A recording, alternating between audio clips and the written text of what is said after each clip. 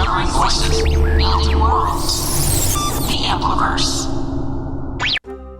Welcome to Harry Potter and the Anxious Millennials, a show where we delve week by week into each chapter of the Harry Potter series. Hello, Ari. Hello. Hi. Oh my god, she's Hi. looking stunning. Hi. Hi, sisters. Gather him. Gather. We love a new setup. My god. Thank you. Yeah, I was jealous of Adam's very nice video quality, so we're using my very nice camera because my laptop camera is so bad, like cringingly so bad. So this is my Sony cam up there. Ari, this week we read chapter 9 called The Woes of Mrs. Weasley. What happens in the chapter? Harry.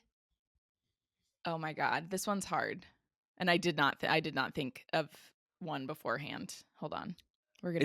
It's a big girl. This chapter. God bless you. Harry returns to Grimmauld Place and finds out Hermione and Ron are prefects. Do you see what I'm saying? It's hard. It's also hard because spoiler alert, this is a peek behind the curtain. We read 2 chapters today. So I'm actually trying to also be like, where does it chapter cut end? off? Yeah. It cuts off with after Mrs. Weasley. Okay, hold on. Okay, yes. Got it. Yes. Harry returns to Grimmauld Place, discovers Hermione and Ron are prefects, and witnesses a very disturbing sight with Molly. Molly faces a boggart. I think we can say that. Harry returns to Grimmauld Place, discovers Ron and Hermione are prefects, and Molly faces a boggart. Yeah. Harry witnesses Molly facing a boggart. It is funny because I do think it's like a good chapter and there's like a lot to it. It's a very long chapter, but like in terms of like what happens, I think this chapter is more internal because I think Harry goes through some mental gymnastics in this chapter. Yeah, definitely. I'm interested to talk about that when we get there because I want to see what your take is. I got this from a dear friend, Ari. This book right here from a dear friend. Oh, yeah, wait, yeah, you need to get your book. Yes, RJ. RJ being Vanna White. Oh, my God, yes. Oh, my God, I'm going to save that clip forever. That is my favorite thing that has ever happened on this podcast. Oh, my God. He totally just improv'd that entire thing. While you're getting ready to begin, I'm just gonna show you some illustrations that we had missed from the chapters that please do. This is the Black family tree. Oh my God, yeah. Wow. Oh, girl. What? Mama, these are doxies. Oh no. Oh, those are even worse. That's even worse somehow. I hate it so much. Basically, the chapter opens with everyone just ignoring Harry. Like, he's had this entire trial, and now they're all just acting like he's not in the room. Like, so, what are you guys gonna do today? Where are you going for lunch? Out for a kippa. And I love the out for a kippa. I did try kippers here. I have tried them. And my father-in-law Keith said I have to try them from a tin without the bones in them because he says they're much better that way. So we're gonna have a little picnic out in the garden at some point with kippers because he likes them too. My favorite thing is that Harry starts to kind of like slowly inch towards the door, and then no one says anything to him, so then he like books it. I was like, same. He runs. That is exactly how I would be like, oh no, I'm gonna slowly just get closer to the exit, and no one's gonna say anything to me. I'm gonna dip out. Mr. Weasley says that Dumbledore like left without telling him what happened, which I was like, okay, Dumbledore, now you're just being rude. Like, you're not talking to Harry, but like, fine. But Arthur? Just be like, he's been cleared. Yeah. Girl, what was that? No. Because everybody at the Ministry already knows that Arthur and Dumbledore have a good relationship. So it's not like you'd be like if Dumbledore said to Kingsley Shacklebolt, right. then it'd be like, well, that's a problem. But like, yeah, because Kingsley's like the undercover agent at the moment. Right. Yeah, that was weird to me. I was like, he probably just could have told him. Everyone comes out while Harry and Mr. Weasley are celebrating because Harry tells him that he has indeed been cleared. And even though everyone has kind of been putting on this show that like there's no way Harry's gonna get expelled, it's clear from Mr. Weasley's reaction that they were all like pretty worried. So yeah. Or at least Arthur in this moment was, really relieved to know that he is not expelled. So as they're celebrating, everyone comes out, including Percy. And there's like an awkward moment there. But there also is mention, even before Harry left the courtroom, that Umbridge has just been like looking at him very interestedly. She's very interested in him, which is very creepy. There's something so almost like it's awful that like Fudge just walks by him and pretends that he's not there. There's something so sinister about the fact that she walks by and is like staring at him. Yeah, please. Yeah, here we go. Yeah. It's so weird to me when people stare too. Like, I just really do not like people that stare. I'm such a starer. I can't help it. You are? I will catch myself doing it in like, especially on like the L. Like I'll like be in a train car and I'll be like looking at someone and I'm not purposely staring, but I've realized that I'm like looking into their eyes and I'm like, oh God. But yeah, other than that, I really don't get people that just stare. It's so weird to me. So Harry is very happy. And it's like everything just seems a little bit funnier. He's talking to Arthur about the toilets and like, what's he gonna do about those toilets? Harry's very happy now. Yes. And then they suddenly come across Lucius and Fudge in a hallway. I'm sorry. Lucius saying, Patronus Potter. Like it was this sick burn. Yes, I thought the same thing. I was like, you are an actual living adult. What are we doing? It was so funny. I was like, I understand that both of those words begin with a P. I understand. Still doesn't warrant. How did you feel about this scene? Like, this is the only thing in the chapter that I was like, I don't think this really does anything. Do you know what I mean? So I couldn't remember, and I wanted to talk about this a little bit. Is it because he's down near the, what is it called? Department of Mysteries? Department of Mysteries. He's in the Department of Mysteries, and so that's what we're supposed to take away from it? Like, it's like setting that. That's why I don't know. That's why I'm like kind of confused by it, because I'm like, what was it's just a way to show that he's like well connected and like in the minister's like in his pocket, because I was like, we kind of already know we already know we didn't that really yeah need. We got that in book 2 when he like convinces the board of like we know Lucius is well connected. Yeah, like that's not new information. Lucius LaDuca. Lucius LaDuca. drag name unlocked. Let loose, I said let loose. So they have like a little exchange with Lucius. Fudge is silent during this whole part, by the way. He does not say a word. But Lucius is like, oh, you're always getting away with things. And Harry's like, yeah, I'm good at escaping. Which I was like, good one. Good job, Harry. Yeah. So as they leave, Arthur explains that Lucius has been giving money to a bunch of different groups for years so he can like get his way and has influence. We're already aware of this. We know that. But Harry has the idea that maybe Fudge could be under the Imperius curse. And Arthur's like, yeah, Dumbledore doesn't think that's happening. He thinks that this is all Fudge, like Fudge being himself, which is honestly even more worrying. But Fudge has like revealed her true colors. Yeah. Yes, exactly. Yeah, we know the real Fudge. The mask has come off. And then Harry dumps his entire money bag into the fountain. His I was of two mind. entire money bag. I just was like, what was because this? Like there's two things. First of all, I was reading to see if he makes good on his promise.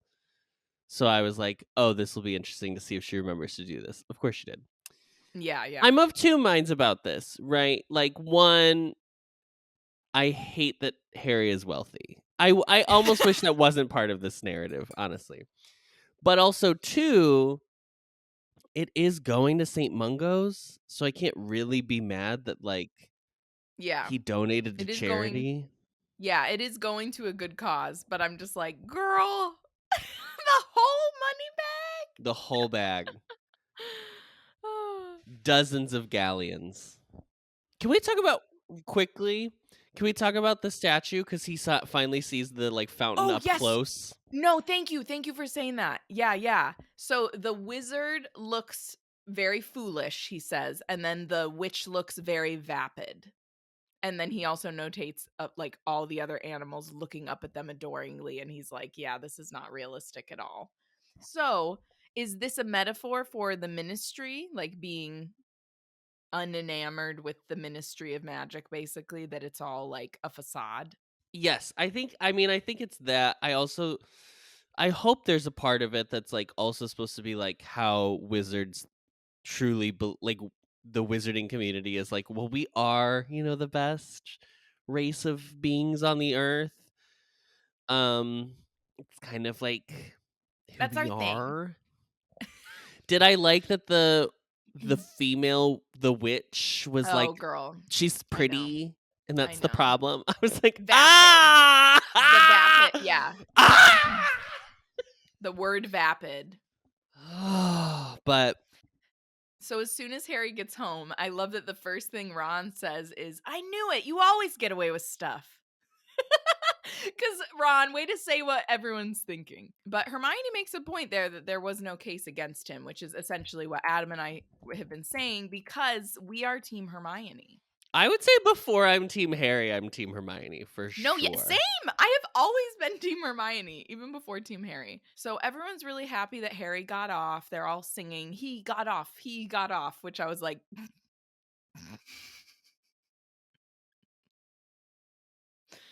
there's a little bit of a double meaning in there. Harry mentions how even Creature didn't look as ugly because Creature comes and sticks his head into the room to spy on them. Just remember that. That's my Creature impression. So they're all yeah, great, spot on.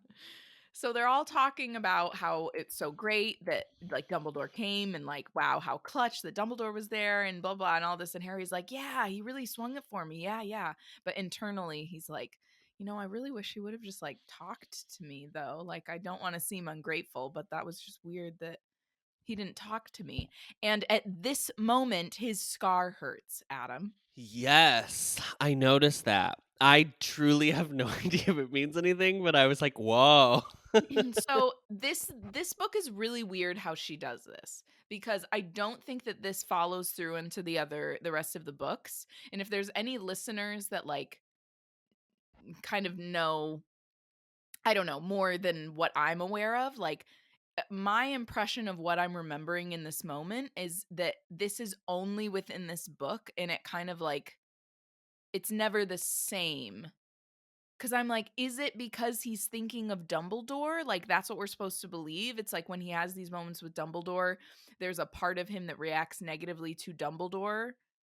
But that doesn't continue after this book. So I don't understand why. I don't get it. Maybe more will come to light as we read through this book, because I do think book 5 is one of the books I, like, remember the least about, because it's just so long. It's impossible to, like, remember everything about this book. Right. But I just wanted to kind of throw that out there, that I'm like, I'm pretty sure this doesn't carry into the rest of the books, and it's a little bizarre. But he's also had feelings about Dumbledore before this Yeah. moment in this book. later it's like he has these connections with Dumbledore and it's just so random. I'm sorry, not with Dumbledore, with Voldemort. He has these connections with Voldemort and it's so random. Like it's just like whatever's going on for Voldemort at the time. Yeah. But the way that she writes it in this book, it isn't like that. It's specifically connected to Dumbledore. You know what's funny to think about is like Dumbledore, I'm sorry. Voldemort just like having to go to the bathroom. Well, none of these, Adam, no one goes to the bathroom in these books. It's true, except if they're going to make Polyjuice Potion. That's the only time anyone goes to the bathroom. Or they're having a bath. Or they're having a bath. So over the next couple days, Harry notices that Sirius is not very happy that Harry got off after all, or at least that's what Harry's kind of assuming. And we're just kind of left to assume it's because he's going to be on his own again.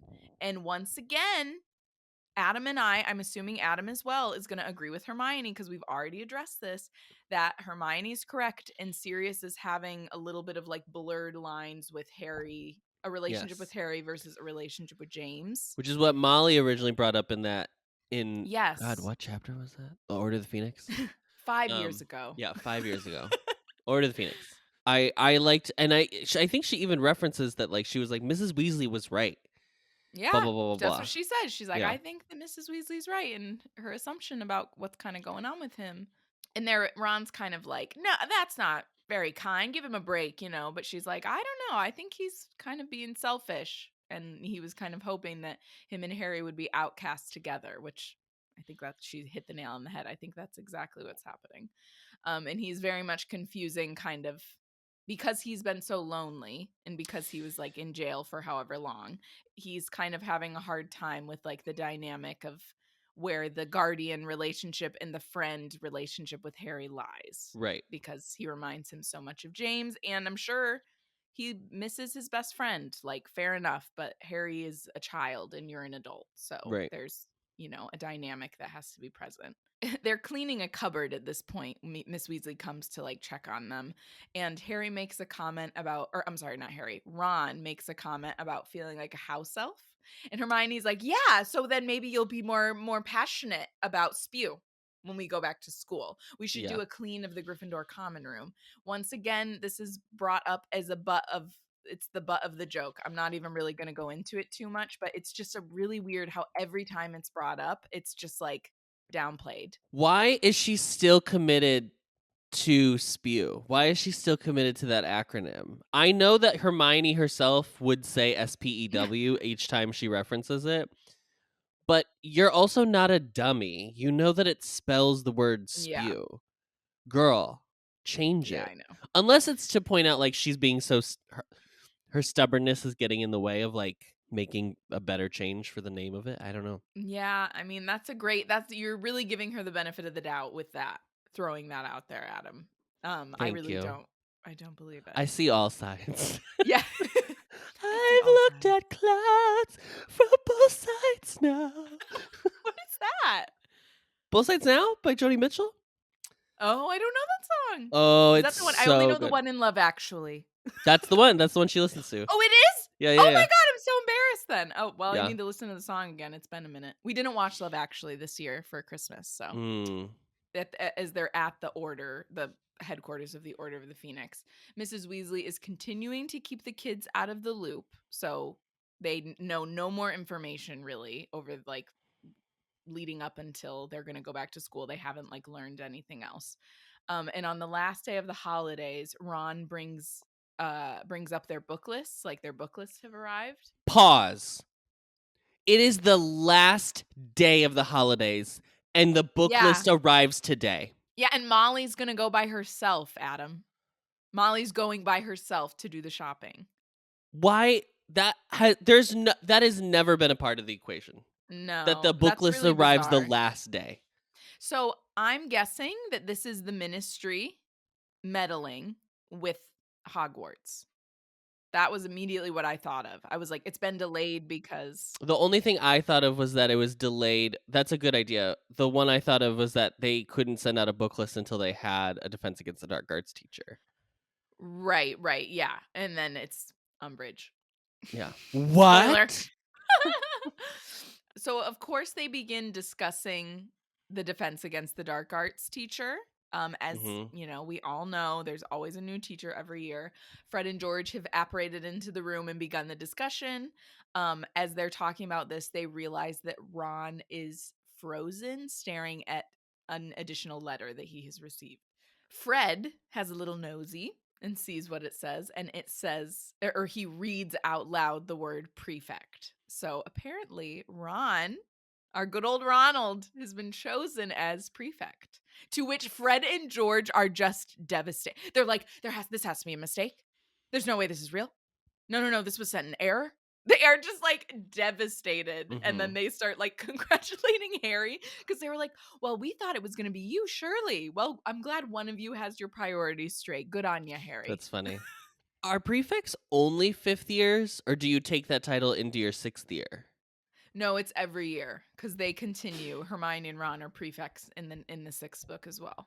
So there's prefects weird. 5th year and up, basically. So they have like multiple prefects. Oh, they have multiple prefects. Okay. Yeah. So it'd be like 5th year, 6th year, 7th year. So then 6 for each, 6 prefects basically for each house. Wow, that's a lot. That's 24 prefects and a head boy and head girl. But think about how many students we have at Hogwarts, Adam. Yeah. This is endless amounts of children. Hermione's obvious. There's only 3 5th years in Gryffindor, so that's clear. Yeah. Would you have chosen Ron? I think I would have chosen Dean Thomas. Oh my God, yes, I was going to say Dean too. I'm so glad you said Dean. I feel like it has to be Dean. He's like, you never hear about Dean really getting into trouble at all. Right. I thought of Dean immediately. That's so funny. Yeah. I don't think I would choose Harry or Ron. I mean, good for Ron. I'm not taking this away from Ron. Yeah, good for Ron, but like I don't think have any of the boys at this point shown any leadership experience? Not really. Well, this is the question. Who picks the prefect? Is it the house leader or like head of house, or is it Dumbledore? We find out later it is Dumbledore. So Dumbledore chooses, spoiler alert, Dumbledore chooses Draco Malfoy. Draco Malfoy. I know, girl. And Pansy. It should have been Millicent. It should have been Millicent Bulstrode's cat. Not her cat. Oh. Okay, interesting. So Hermione rushes in while Harry is holding Ron's badge. And she accidentally reveals that she also assumed it would be Harry. And she's like, I knew it would be you and me. To which Harry's like, no. It's not mine. It's Ron's. And she's like, oh. Are you sure? Oh. Are you right? Is that... Well, Ron. Was there a typo? Oh. Yeah. Which, like, poor Ron. I mean, to be fair, we had the same thought. Like, we're like, really? Yeah. So I'm glad that she at least went again, with that. I am Hermione in this moment. Like, yes. Yeah. Can I look at the letter? Sorry, I just want to make sure it doesn't say. It says Ron, right? Yeah. Ronald Weasley. Okay. I just want to make sure. Great. Congrats. Yeah. Somebody getting the part in the school show that you didn't expect, and you're like, yeah. Who?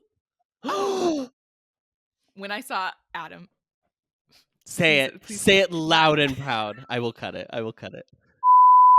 So Hermione is very shocked that Ron is a prefect, but then she's like, well, that's great. Yay! And of course, at this moment, Mrs. Weasley comes in, and the twins, kind of with the air of just wanting to get it over with, announce that Ron has been selected as prefect. And I don't know about you, Adam, but I really liked this moment for Ron. I loved this. We are so proud of you. I know. You need a reward. What do you want? Like, I was just like, oh, this is Ron's moment. I know. I was just so excited for him. It's the thing that was in his Mirror of Erised. Yeah, it literally is. It's literally him being set apart for the first time in his entire life. Within his family. Within any dynamic, really. But, like, specifically for him within his family. I know it's, like, a little played for comedy because, like, it's a mom who's, like, kissing her son, like, teenage son. And, like, anyone at that age is like, oh my God, enough. Yeah. Don't get off me. Yeah. But it's very sweet. It's so sweet. So she suggests getting new dress robes, but the twins have already gotten him new dress robes. As we remember from the previous book, Harry made them agree to get him new dress robes. Yeah. So he doesn't need new dress robes. He does not need a new cauldron, as Molly suggested. I was like, Molly. It's very like practical gifts. Yeah. I was It's just stuff like, that okay, as girl. an adult, I would be like, if somebody was like, I'll get you You'd a be new like, oh! cookware. I'd be like, oh my God, thank you. That's what RJ is currently trying to convince Adam to get new cookware. That's happening right now. But Ron, he really wants a new broom, to which Molly, like, it says like her face falls a little bit because brooms are expensive, and he's like, not like a really expensive one or anything, just like, you know, a better one than what we kind of currently have. And Yeah. she's like, yes, I will get Of you a new course, broom. yeah. Like, no worries. God, it's so sweet. It is very sweet. I was just very happy for Ron. And then Molly's like, okay, I'm gonna go get everything. I'm gonna add a broom to the list. I better go. I better get out there. And I'm just like, listen, I, as much of the next person, love a little retail therapy moment. Like, I'll just go out to the shopping center just to like look around for fun sometimes. But the fact that Molly is having to do all of the school shopping for all of the children, including, I'm guessing, Hermione and Harry. Mm-hmm. Talk about like unpaid labor. Luckily, I think all the fifth years only have to get 2 new books. But now she has to carry a broom, and she's got to get Ginny's books. I'm sure Ginny has a lot of books to get. Yeah. I don't know if the twins have anything they're getting. Yeah. I don't know either. Other than the book, the other Defense Against the Dark Arts book. I don't know. But I'm just like, that's a lot for her to do by herself. So Fred and George leave after making a joke that like their rule-breaking days are over because Ron and Hermione are on to them, which I thought was very so funny. It's just like exactly what they would say. Fred and George are like such distinct characters. They're so good in this book specifically. Yeah. Their jokes are really hitting. Once Harry and Hermione, or I'm sorry, Ron rushes out to tell Mrs. Weasley he wants a specific broom. He like thinks of one that he wants, a Comet 360. No, I think it's the new clean sweep. Okay, the new clean sweep. Okay. So Ron rushes out to make his request for this specific broom, and then Harry compliments Hermione without really looking at her, and he can like hear that his voice doesn't sound very sincere. Like it kind of like feels a little bit put on and sounds a little bit put on, but he's like, he doesn't want it to sound that way. So he's having this really weird moment where he's just like kind of trying to process what's happening internally, but he can't really. And then Hermione's like, thanks. Do you mind if I borrow Hedwig to tell my parents? And he's like, yeah, sure. No, but yeah, no problem. Like, like this weird voice that's coming out of him. The reason that Hedwig's been shitting in the bedroom, which we just glossed right over, by the way, because that's disgusting. Oh yeah, they talked about her in the cage. Is like they can't release the owl. They can't go. They're like cooped up. So I was like, oh, so we are allowed to send Hedwig out. Apparently. I was confused. I mean, like, I want Hermione's parents to know. Yeah, but if it has been such a serious thing up until this point. Right. Yeah. No, that's a good point. Also, it's not like Harry's owl is not one of the most recognizable owls. Oh, I know. Girl, send Pig. Yeah, a snowy owl. Pig would get it there. Pig's small. Yeah. Give Pig something to do. I would assume that Hermione lives in London, so it wouldn't have far to go. Or like somewhere really like fancy out in the country. The Cotswolds. Oh, darling. Harry kind of has a moment to himself, and in this moment, the blank photo on the wall sniggers, which I was like, okay. Once again, how is he looking at Harry if he's not in the frame? Anyway. But then Harry kind of starts spiraling, and I know this is like a little bit long, but I wanted to read this part because I feel like she does a really good job with this. But if he had remembered, if he had thought about it, what would he have expected? Not this, said a small and truthful voice inside his head. Harry screwed up his face and buried it in his hands. He could not lie to himself. If he had known the prefect badge was on its way, he would have expected it to come to him, not Ron. Did this make him as arrogant as Draco Malfoy? Did he think himself superior to everyone else? Did he really believe he was better than Ron? No, said a small voice defiantly. Was that true? Harry wondered, anxiously probing his own feelings. I'm better at Quidditch, said the voice, but I'm not better at anything else. That was definitely true, Harry thought. He was no better than Ron in lessons, but what about outside lessons? What about those adventures he, Ron, and Hermione had had together since they had started at Hogwarts, often risking much worse than expulsion? Well, Ron and Hermione were with me most of the time, said the voice in Harry's head. Not all the time, though, Harry argued with himself.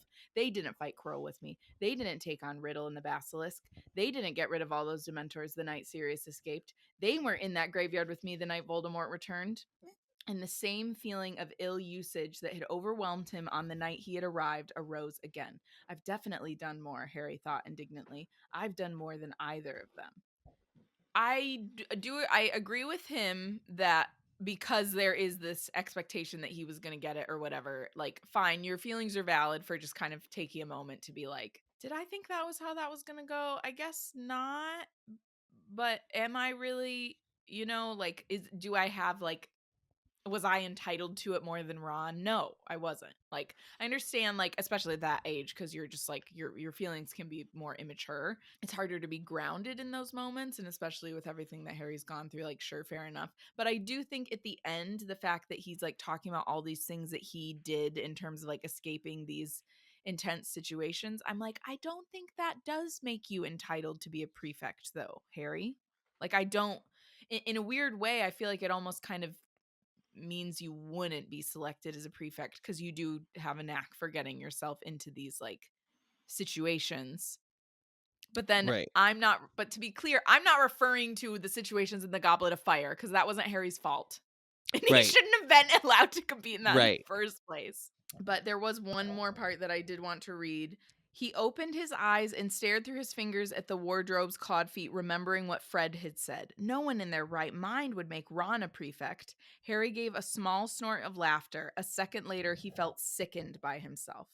Ron had not asked Dumbledore to give him the prefect badge. This was not Ron's fault. Was he, Harry, Ron's best friend in the world, going to sulk because he didn't have a badge, laugh with the twins behind Ron's back, ruin this for Ron when for the first time he had beaten Harry at something? And I honestly think the fact that Harry was able to have that mature of a thought, I was so impressed, honestly. Like, I was like, people go their whole lives without this type of reflection. People go their entire lives without being able to reflect like this. This is the reflection we've been begging Harry to have for 5 books. Exactly. So the fact that he did reflect in this way, I was so proud of him, and I'm, like, so on Harry's side right now. Like, I know. I'm just really proud of him.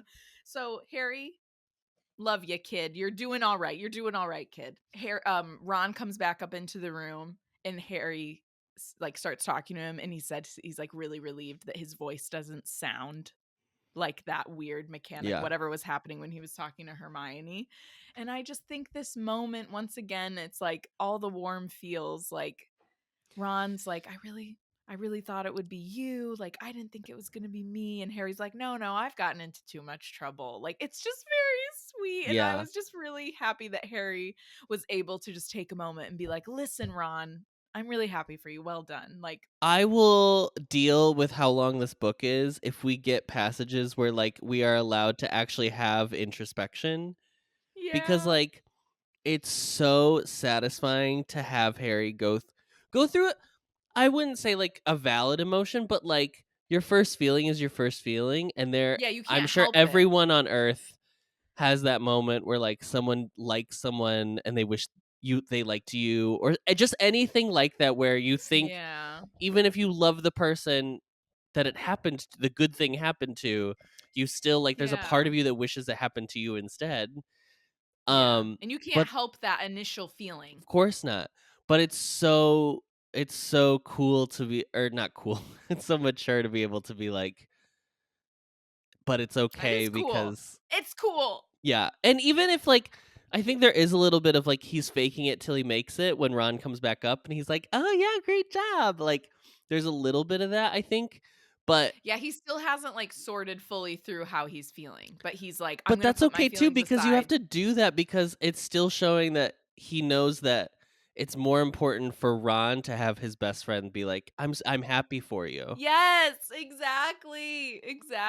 Which is like, is this the first time Harry's ever not thought of himself first? It could be. We don't know. I mean, it's the first situation where Ron has bested him, basically. So, right. And I think he 100% owes it to Ron to be there for him in this moment, and be especially because Ron didn't do that in book 4. Yeah. Mm-hmm. It took him a second to come around. Yeah. So. And the fact that Ron like admits very earnestly that he also thought it was Harry, and that he just like did not think it was going to be him at all. I just was like, Ron! I know. Was, like, really happy for him. What a sweetheart. And then it's very cute that he is like putting his prefect badge around. I know. I was like, until the twins make fun of him for it, and then he's like, okay. I'm going to safely tuck this away. I'm just going to put it away. So they come down, or before they come down to dinner, Molly brings up the broom for Ron, and he's very excited. She tells him not to open it, but as soon as she leaves, he does, and he's like looking at it and is all excited. And then when they come down to dinner, Molly's made a banner over the table for Ron and Hermione, which is very sweet. It's very nice. And Moody is also, it's like Moody, Tonks, and Kingsley and Lupin have all come over as well. So it's party.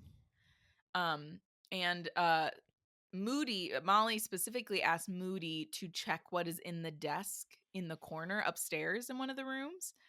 And he sees it with his magical eye, and he sees that it's a Bogart. Are we gonna talk about this? How he can see the Bogart? What does it look like? So what does a Bogart look like, Moody? Yeah. Since he's the only person we know that can on see Earth, them. maybe, that can see them? Whoever made these is this eye also made by death? Is this like a buy a cloak, get an eye free situation? Like, where did he get this magical eye? Bogo. Where did he get the magical eye, and who made it? Who crafted this magical eye? I can't believe no one in the room is like, by the by, even especially Lupin. How is Lupin not like, what does a Bogart Professor look like? Lupin, hello. That would be my first. I would be like, you can see a Bogart?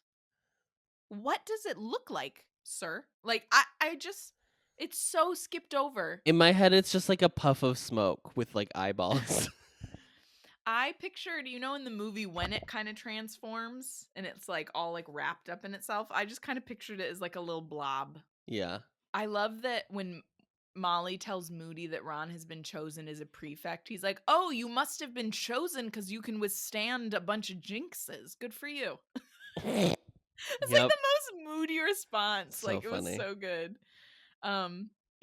Then everyone does a very nice little cheers to Ron and Hermione becoming prefects, and Tonks shares after the cheers after the toast that she was never a prefect. And I would like to note that she has tomato red hair today, all the way down to her waist. Yes. But Tonks says she just like basically didn't have what it took to be a prefect, basically. And then Ginny asks Sirius if he was a prefect, to which Sirius is like, no. Are you kidding me?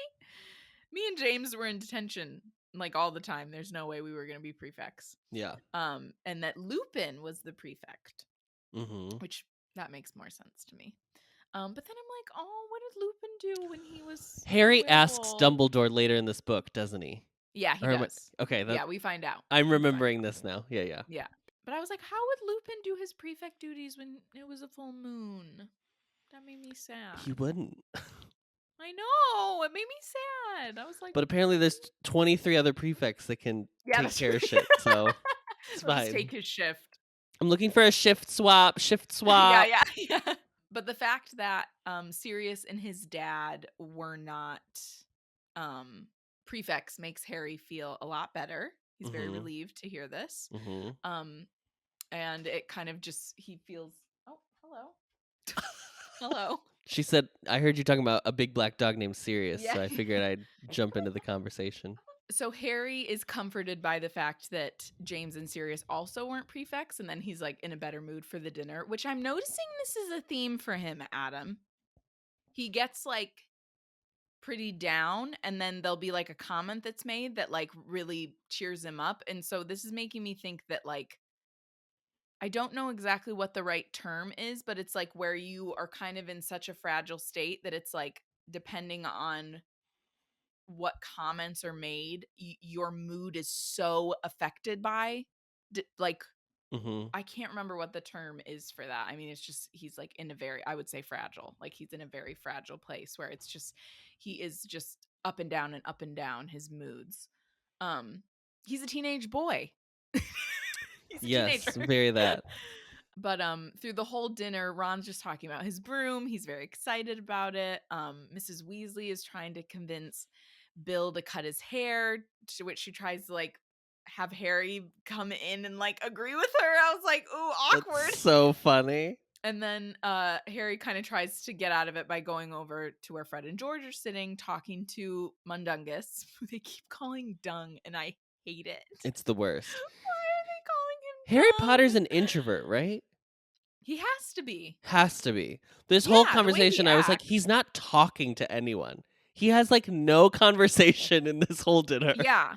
I think Ron is too. Hermione's the only extrovert out of them, out of the Golden Trio. And Ginny, but she's on the Golden Trio. But like Hermione and Ginny are extroverts, I would say. But apparently Dung has smuggled something in for Fred and George to kind of like experiment with. And they're kind of like haggling with him basically. Yeah. So Harry kind of helps them get a deal somehow just because he's like, well, you don't want Molly to see you, blah, blah, blah. Then shortly after that, Harry's reflecting once again, and there's a part of him that's kind of feeling guilty for helping Fred and George financially because it might cause another fight within the Weasley family. And he's like, I really don't want to be the cause something like that to happen.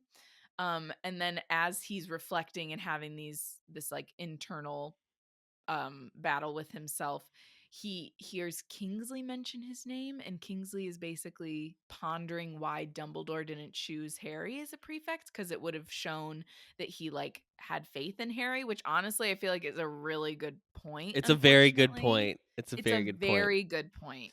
And so I was like, yeah, that's a good point.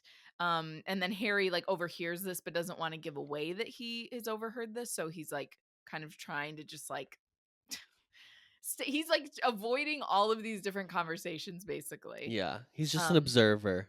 And at this point Molly goes up. She says she's going to go up to bed, but before she goes up to bed she's going to sort out the Bogart. And at this moment Moody imposes upon Harry, basically like sees that Harry isn't talking to anyone, so he's just like, here, I wanted to show you something. And it's a photo of the Order of the Phoenix. Yeah. And he starts like naming everyone, and a significant amount of the people in the photo have died. Yeah. Which is like real awkward and just like sad. Yes. And he just starts talking about like who was when they were murdered, how quickly after this photo was taken they were murdered. Mm-hmm. Talking about Voldemort murdered this one witch himself, like this one person. It took like 4 different Death Eaters to take him down. It's just like really. One person was never found. They like one person's body was never found. It's just like 2 brothers died fighting like heroes. I mean, it's just like a very. I don't know. I was reading it and I was like, first off, Harry's like 15, so it's like a really intense thing to be talking about to a 15-year-old just so like casually, which I understand Moody's kind of that person. I don't know. It was weird. It was weird to me. I was like, I had the opposite. Well, I guess I didn't have the opposite reaction because I do think it's like a lot. I mean, it's on character for Moody. I think the whole thing is on character. I don't think it didn't read as like false or anything. Yeah, I agree with that. He would do something like that. 100%. I think that my thing with Harry was like, Harry wants so bad to learn about the Order of the Phoenix and like get in the thick of it, and he wants to be a part of the group. But like, good point. He wasn't ready. I like that it's like, yeah, this is what can happen. And I also, you have to set this up so that the next scene with Molly is way more impactful. Yeah. That's a great point. But I read it and I was like, you don't get to have these. First of all, the thing that really bothered me was I was like, it was a literal wizarding war, and Moody's like, went through it. Like, he actually lived Yeah. through it. So you don't Yeah. get to, I mean, sure, maybe he didn't need to tell a 15-year-old all this stuff, but like, it's also weird to be like, he shouldn't have brought up, like, he shouldn't have shown me this photograph at all of all these people. Cause like, Right. It's he happening. was thinking of, the only reason he showed it to you is because he wanted to show you like who Your your parents were parents, friends yeah. with before they died, like what Yeah. they were fighting for, who these people are, and like I Yeah. understand the uncomfortableness. Right. Yeah. And like sure, he's like a bit of a loose cannon, but I did like that it was like, this is so the stakes are so the stakes are real. The stakes are not. Yeah. That's a great point. That's a And great like point. Harry knows that obviously because he saw Cedric die, but I still think a little bit Harry has escaped so many situations and like been so lucky so far that I think there is a little bit in Harry where it's like, oh, I'll make it through no matter what. And Yeah, spoiler he alert to needed the end of the kind series, he does, but I not kind of everyone does. not everyone does, So. and it was this bad, if not worse, in the first time Voldemort was around. So Yeah, I no, it like was. that point. It's clear that it was. We find out later it was worse. You know, in a way, they're set up for more success this time. But yeah, that's a real. Thank you for saying that. That's a really good point because I think the fact that he just was so like, I want to know, I want to be involved, blah blah blah blah blah, like that he was saying that, and it's like, okay, well, here's the harsh reality, and he immediately is like, why did he show me that? So that's a really good point. That it's like, no, I think the adults are right, and like this is a lot. This would be a lot for you to take in. You know what I love though in that moment? I love the idea. This is another one of those like small things, the magical world things. He like taps the photo to have the people in the front move out of the way. I loved that. I was like, that is so funny. It's like, excuse me, I'm trying to show off the people in the photo. Yeah, right. Yeah. It's so funny. So as he does that, he's getting people to like budge along, basically. He does reveal Harry's parents. I think the most important person to mention other than Harry's parents were the Longbottoms. Allison. Yeah, the Longbottoms. But Harry's parents are beaming up at him on either side of Wormtail, which is just like, bleh. Yeah. And Harry is very affected by this and he finds it very disturbing. And so he goes upstairs, and as he's going upstairs, he overhears someone sobbing in a room. And at first he's just like, hello, hey, you know, trying to see who's in there. And then no one responds. Harry, it's the only person who's not at the party. Yeah, who's not down Bro. there. So then he like opens the door to see, and then immediately sees Ron dead on the floor. And there's a moment of him like being in shock, but then thankfully he's like, but Ron's downstairs. I just saw him. And then he sees Mrs. Weasley, like he cries out to Mrs. Weasley because like realized it's her that's crying. And basically Mrs. Weasley's trying to take down the Boggart and she just can't. And it keeps changing from like her different children to Arthur to then Harry, to which Harry's like, just get out of here. Like have someone else take care of it. And thankfully, right at that moment, are you okay? Yeah, it's a very moving scene. Oh, yeah. She just keeps trying to handle it on her own, but is only making her own trauma worse. Also, how do you even make the whole thing with the Boggart is you have to make it funny. How do you make any of that funny? No, yeah, especially when, like you said, the stakes are just so high, as we just discovered. Right at this moment, thankfully, Lupin comes into the room, followed by Sirius and Moody, and Lupin is able to defeat the Boggart because his worst fear is just the full moon, essentially. So I think Lupin's got it down. Yeah. At this point. If you need someone to take out a Boggart, just bring Remus Lupin in. Yeah. And then this is just like so sad. Like Molly just confesses she sees her family like dead all the time. Sirius is like standing there just like staring at the spot where Harry's body was, which I'm thinking is reminding him of James. And now, you know, like it's just like, and then Molly's like, please don't tell Arthur. Like, I'm just being silly. I don't want, you know, and I don't want him to know. And then she's like, Harry, what must you think of me? I can't even take care of a Boggart. And Harry's like, I don't think anything. Literally Harry, the person is like, I literally was passing out because of a Dementor Boggart. I get it. Like, which I was surprised he didn't say that, to be honest. Yeah. She's just very concerned because the whole family is in the order. And she's just very overwhelmed with like what could happen and like the layer that Percy's not talking to them. And she's just like, what if something happens to one of us? And what if we like, don't get to reconcile? We never reconcile with Percy. And Sirius, is being very comforting in this moment, and he's like, Percy will come around. Like, obviously, once Voldemort's out in the open, everyone's gonna have to admit that we were in the right. And then she's like, "But what would happen to Ron and Ginny if something happens to me and Arthur?" To which Lupin's like, "Do you think we would just let them starve? No, we'll take care of them." And once again, she's like, "I'm just being silly." And Harry's like, internally, he's like, "I don't think she's being silly at all." He's like also very haunted by the situation. And he himself is thinking about all the people in that photo. Mm-hmm. And then Adam, his scar hurts again. But for what? This is what I'm saying. It's unclear. And we just need to keep reading to see. But it's like there isn't. What's the pattern? What is the pattern? Right. Because she's trying to make it like there is a pattern, but then there isn't. I think the scene with Molly is such a testament to Molly. Like the argument that she and Sirius had. I don't love that Harry sees his own dead body, right? But like the fact that he's the only one besides her own family who's also she sees, like I think it's so moving how much she cares. Her capacity for love is so great. Yeah, I just like she's such a remarkable character, and I've just really enjoyed her. And now we're gonna go to Hogwarts and not gonna see her again until winter break. So bye. Yeah. But I know I love her too. She's such a great character. Mm-hmm. I can't even imagine having like 7 children. Well, first of all, I can't imagine having 7 children. Second of all, I can't imagine then having all of them be, you kind of know that you could be, in letting them do this, you could be like agreeing to their death, which is like horrifying. Yeah. But like the other thing too that she should remember is like Cedric Diggory wasn't signed up for anything and he still died. Like just because you're not in it doesn't mean you're safe. Not going to become a victim of the evil people in the world. Yeah. But Harry's scar hurts again, and he's like, "Stop it. Stop," to his scar, to which the portrait on the wall, the empty portrait on the wall says, "First signs of madness, talking to yourself." And Harry just ignores him, or it, because we don't know who it is yet. Right.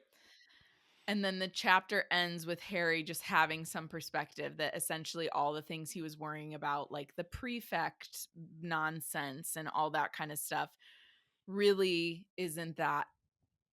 He doesn't need to be as stressed as he was about that, because there's just like bigger fish to fry, and there's like a lot worse things that could happen. And so we have another quick reflection moment, and that's the end of the chapter. She has this book is all about, like, I mean, the end of the 4th book was really like the loss of innocence with Harry watching Cedric die, but like this book really has to set up that like the stakes are really high. Yeah, and so far she's done that. Adulthood. She's done it so well. And next chapter, I don't want to spoil it, but someone is not there to greet them as they exit the Hogwarts Express, and that is another. It's another thing that she uses to be like, it's not the same Hogwarts you remember. Okay, that wraps up this chapter. Next week we'll be reading chapter 10, called Luna Lovegood. We got a comment on our YouTube from chapter 8. And Tom says, "I adore this podcast so much. I like Harry Potter, but I'm really not a super fan. I just love the chemistry and the comedy of these amazing hosts. I love the cozy vibe aspects of Harry Potter, and this podcast adds so much to that feeling for me. Thank you. Keep doing what you do." Thank you so much, Tom. Thanks, Tom. As long as Tom isn't Tom Marvolo Riddle, I'll thank him. One and the same. You can find the podcast on Apple Podcasts, Spotify, Stitcher, or wherever you find your podcasts, as well as video versions on the Ampliverse YouTube channel and on Spotify. As always, don't forget to rate, review, and subscribe so that we can get a perfect Newt score, 5 stars only, or you'll see all the people you love dead in front of you. Oh, no. And don't forget Oh, God. Don't forget to follow us on Twitter and Instagram at HPAnxious, or YouTube and TikTok at The Ampliverse. We are hosted on Anchor and recorded on Zencastr, so thank you to the both of them. And we are a proud member of The Ampliverse. Please check them out at theampliverse.com. Thank you, Ari. Thanks, Adam. And as always, ridiculous.